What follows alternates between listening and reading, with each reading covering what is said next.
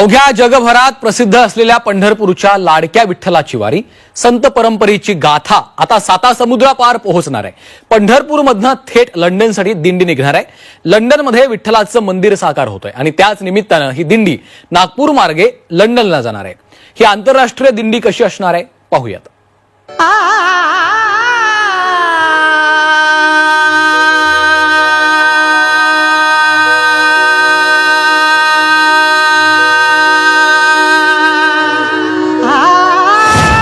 सावळ्या विठ्ठलाची दिंडी पोहोचणार थेट लंडनला.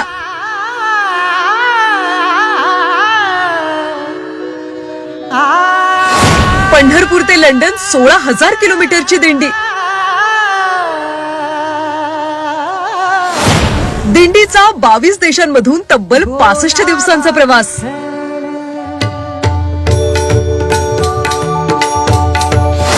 बोलावा विठ्ठल, पहावा विठ्ठल, करावा विठ्ठल जीवभाव. बोलावा विठ्ठल, पहावा विठ्ठल, बोलावा विठ्ठल, पहावा विठ्ठल, बोलावा. हे विश्वची माझे घर असं म्हणत संपूर्ण जगाला भक्तीचा, समानतेचा आणि प्रेमाची विलक्षण अनुभूती देणारा आपला लाडका विठू.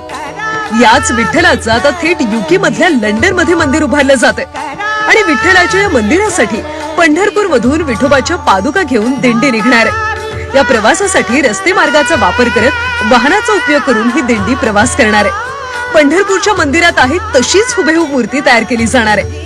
अनिल खेडकर यांनी पंढरपूर पायी वारीतून याची प्रेरणा मिळाल्याचं सांगितलंय.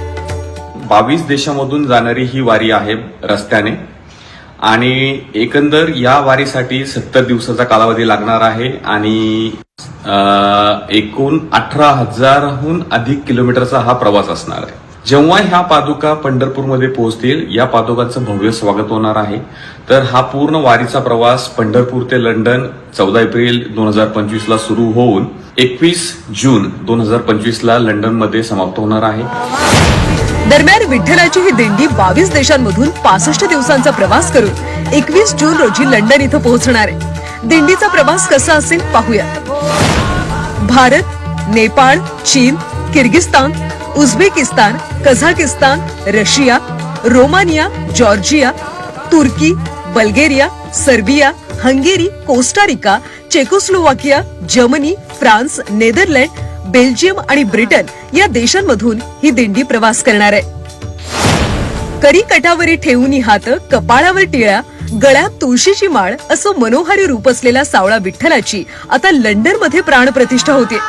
महाराष्ट्राची सांस्कृतिक परंपरा आणि विठ्ठलाचा गजर आता विदेशात देखील घुमणार आहे.